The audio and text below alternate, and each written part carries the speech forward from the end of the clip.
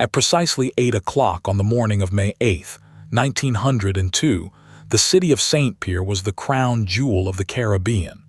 3 minutes later, the entire population of 30,000 people had been erased from the earth, leaving behind a silent, smoking wasteland.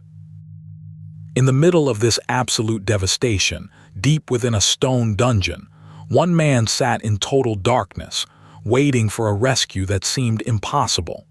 This is the story of Mount Pelée, the Paris of the West Indies, and the prisoner who lived through doomsday.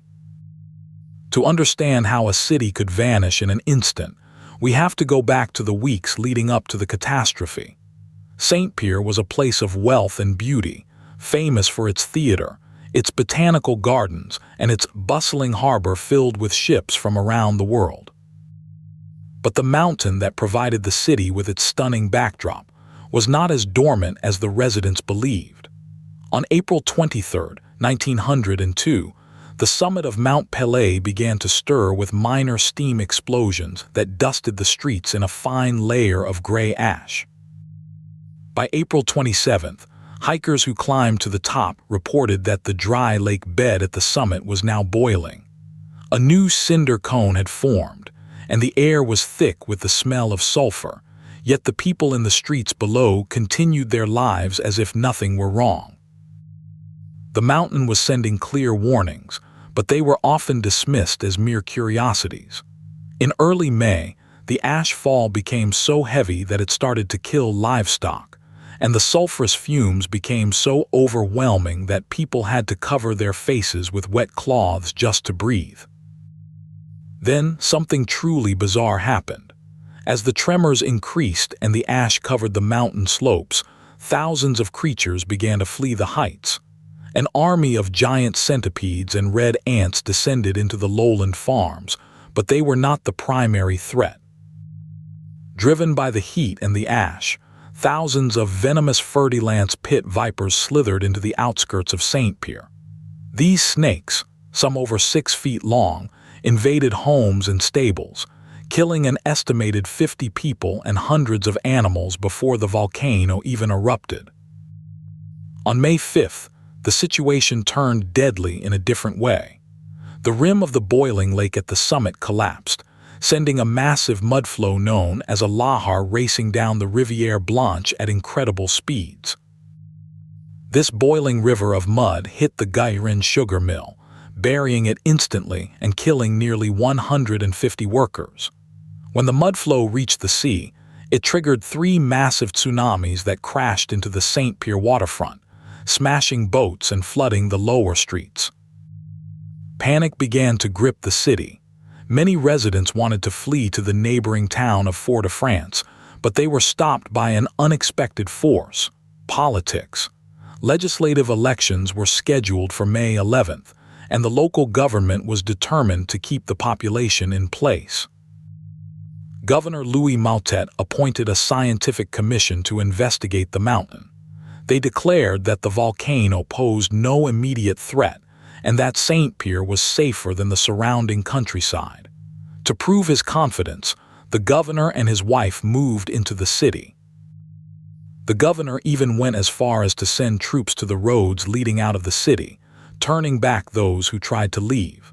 He wanted to ensure his party's voters stayed to cast their ballots, essentially trapping 30,000 people in the shadow of a ticking time bomb.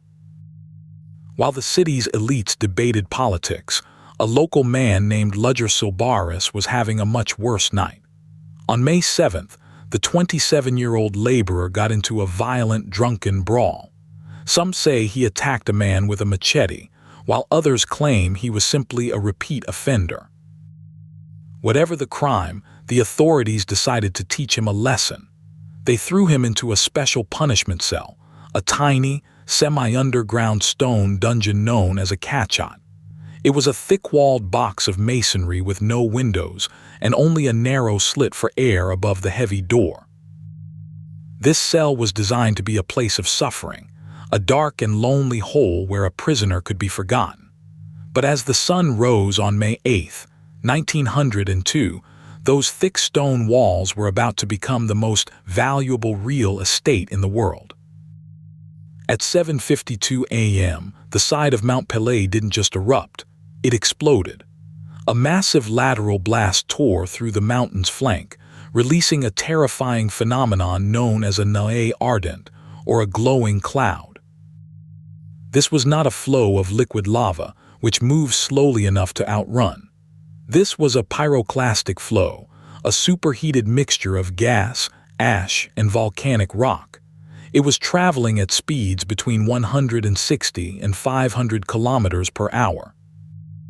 The temperature inside the cloud was a staggering 1,075 degrees Celsius.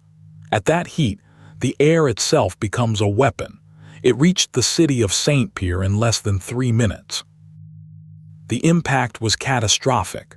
The pressure wave alone leveled the city's stone buildings, while the heat ignited everything that could burn. In an instant, the Paris of the West Indies was transformed into a furnace. There was no time to scream, no time to run. Governor Moutet, the scientific commission, the soldiers at the gates, and the families waiting for the election were all gone. The ships in the harbor were capsized or set ablaze by the falling ash. The water itself began to boil. Inside his dungeon, Ludger Sylbaris heard nothing but a terrifying roar. Then, the world went white. Superheated air and fine ash were forced through the tiny ventilation slit above his door, filling the small space with searing heat. The heat was so intense that it caused deep tissue burns instantly. Ludger struggled to breathe, gasping through the fabric of his clothing as the air in his lungs felt like it was turning to fire. He fell to the floor, pressing himself into the corner furthest from the door. The dungeon's thick masonry and its orientation away from the mountain were the only things that saved him. The stone walls absorbed the worst of the heat, acting as a shield against the direct blast that had pulverized every other structure in the city. For 4 days, Ludger Sylbaris remained trapped in total darkness. He was horribly burned, starving, and terrified. Outside, the city was a silent tomb, covered in several feet of hot ash that continued to smolder in the tropical heat. On May 11th, a group of rescuers from a nearby village arrived at the ruins of Saint-Pierre. They expected to find nothing but bodies. As they moved through the wreckage of the prison, they were shocked to hear a faint, raspy cry for help coming from beneath the debris. They cleared the ash and rubble from the dungeon door and pried it open. Inside, they found Ludger, barely conscious and covered in horrific burns, but alive. He was the only person left in the heart of a city that had once held 30,000 souls. As news of his survival spread, Ludger became a sensation. But he wasn't technically the only survivor. On the very edge of the city, a shoemaker named Léon Comperlander had managed to survive the blast in his basement, despite also suffering severe burns. There was also a young girl named Havivre de Ifrel. She had seen the eruption coming and fled to a boat, rowing desperately toward a sea cave at the base of a nearby cliff. The flow passed over the cave, and though the water boiled around her, she managed to survive the heat. Despite these others, Ludger Sylbaris was the one the world remembered. He was the man who had been in the direct path of the blast and lived. The authorities, perhaps feeling that his survival was a sign of divine intervention, pardoned him for his crimes. By 1903, Ludger had found a new way to make a living. He joined the Barnum and Bailey Circus, traveling the world as a living exhibit. He was billed as the man who lived through doomsday and the most marvelous man in the world. He would stand in a replica of his prison cell, showing his deep scars to gasping crowds. For years, he shared the story of that terrible morning, a human monument to the power of the earth and the strange hand of fate that had kept him alive. Mount Pelée wasn't finished, however. On May 20th, another eruption of similar magnitude occurred, and on August 30th, a third major flow killed another 2,000 people in the village of Montrouge. The mountain had permanently changed the way we understand volcanoes. scientists flocked to Martinique to study the aftermath.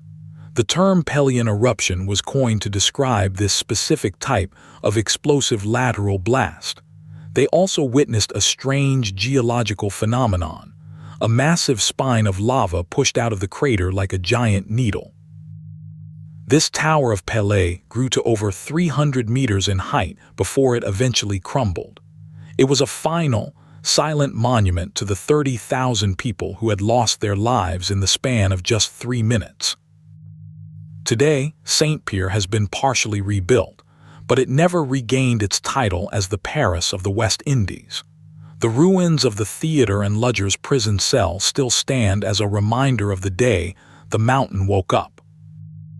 Ludger Sylbaris spent his final years telling his story under the bright lights of the circus, a living monument to a day the world forgot to listen. It is a reminder that sometimes, the very walls that imprison us are the only things that can keep us safe. Subscribe to Interesting Stories for more incredible true tales from history.